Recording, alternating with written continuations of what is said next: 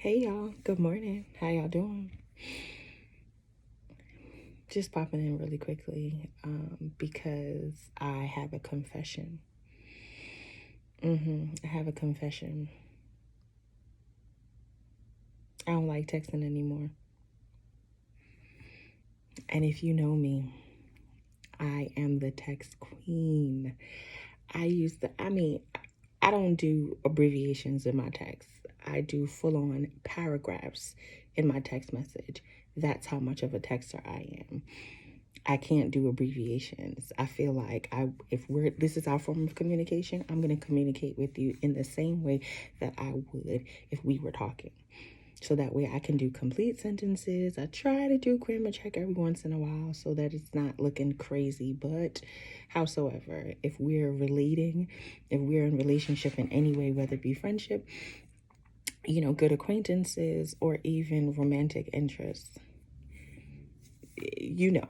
So you're going to forgive those typos and you're just going to rock with it. However, I realize how ineffective texting is. Everything can't be said through text. Some things require a phone call. Some things deserve a phone call. Some people deserve a phone call, right? And I get it. There are a lot of people who are very nervous about talking, very nervous about public speaking or, anything where they have to now, stare at the individual or the individual has to receive their words. It could be them communicating, hey, I like you. And I have genuine interest in you and I want to see where this goes. I want to explore this. I have genuine interest in pursuing you. Or it could be, hey, I really didn't like when you did this, or I feel left out in the dark. I'm a little confused. Like, what are you trying to communicate with this? I get it. It can be very hard to have those conversations because you are not you're not doing a monologue, it's a dialogue, which means that there's an opportunity for someone to respond. There's also an opportunity for a person to not respond well in the way that which you hope. There's also the opportunity for that person to have a rebuttal that you weren't prepared for. I get it. However, part of being an adult is being able to handle conflict and be able to address things, right? So we also have to make sure that the person is in the space too. And we also have to manage our intentions. Like, what are you trying to accomplish? So there's someone that you like, that you want to, you want them to know. You've been shooting your shot, via text or via DMs or whatever, or you thought you were, but you weren't really clear in your communication. So now you're just like, fuck it. I need you to know it is what it is. Let me be clear. And have a conversation because you want to hear the person's response. You don't want, that silence, that three little dots when the person is typing, or or just like, or if you don't have a iPhone and you just have an Android and you don't know that the person is actually read your message and is responding, is like the worst. Waiting to like, hello, did you not get my message? I get it and I understand. However, have a conversation, but be fair.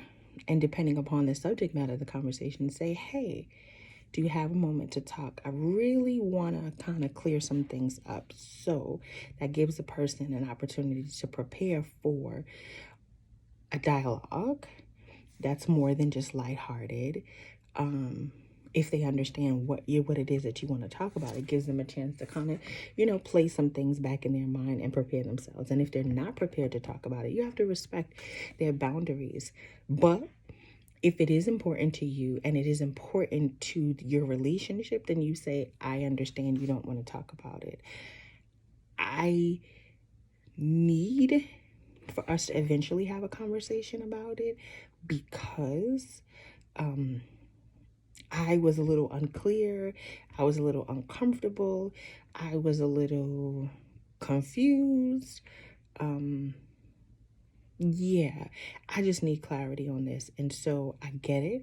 And I understand that you don't want to talk about it now, but when is a good time? Like, I use the same thing at work. When I want to have a conversation with somebody, usually when I'm supervising people, I try to, schedule supervision. But sometimes there are things that happen where it cannot wait. And I got to address it right now. So I say, hey, are you free? Can we talk? And give the person the opportunity to say, nah, I'm not. Okay, so when would be a good time? Or I'll suggest, hey, can we meet right before your lunch break? What time are you going to take it? Can we meet, can you give me about 20 minutes before? Because especially if it's going to be something that's not fun, meeting right before someone's lunch break so they have a chance to process, cool off, do whatever, and then come back and restore the rest of the day is usually what I try to do. So in the same respect, in personal relationships, why wouldn't we do the same thing? People have the right to boundaries and have the right to say, hey, I don't want to talk about that right now. However, if you communicate what you need, then the person should be able to respect that. But it's really about how you communicate. But that cannot happen via text message. I promise you, no matter how clear, no matter how much of a wordsmith you think you are, no matter how eloquent and articulate you are, someone is going to misconstrue your message. The tone of your voice can be misconstrued. The motive or intent behind it. Like, there's always room for interpretation and misinterpretation, which is why you need to pick up the phone, because now I can hear your actual tone rather than infer it, right? And we don't want to do that. It's too much. Relationships are too valuable for us to have poor communication and expect and expect things to actually go well. We can't do that. We cannot do that. And I understand that, people operate differently and people operate differently. However, it doesn't matter who you are or what you are. You have to communicate in multiple ways to be able to establish a firm foundation, right?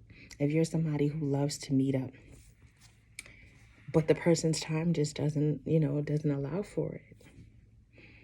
I mean, it's Corona. We don't really have that many meetup spots where you can meet in person and not have your mask on. And who can understand what somebody's saying with a mask on? Like, that's annoying.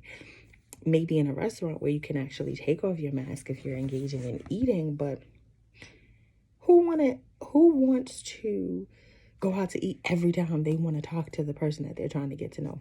There's more to life than just eating. Like, there's so much more to do. So many activities or different things like that. I get it. Corona makes it a little harder to communicate. But if you can't do anything else, you can pick up the phone, you can video chat, you can do whatever. But communicate. So I said all of that. I had a nice little rant, but the confession was really that I realized just how I became so comfortable with texting that I stopped requiring a phone call, and I realized, I'm like, yeah, no, I don't want this. I don't want just a text. I want to hear your voice. I want to kind of have like an opportunity to feel like I'm a part of your day. I don't work for me. It doesn't work for me in my friendships. Doesn't work for me. Now, I'm also going to put this disclaimer out here. This video is long. I'm very long-winded. I don't have to hear from you every day, especially if we're friends. If we're friends and we're not working towards something romantically, sis, don't call me every day. You can send me a text. You don't have to call me every day. I ain't got it. I can't. I cannot. And yeah, if I'm, exploring interest with multiple people, yeah, y'all all are not going to get a phone call from me every day. I'm going to space it out. 7 people, 7 days. Somebody going to get a phone call every day. Or maybe not, because some days I don't have it in me. But I understand that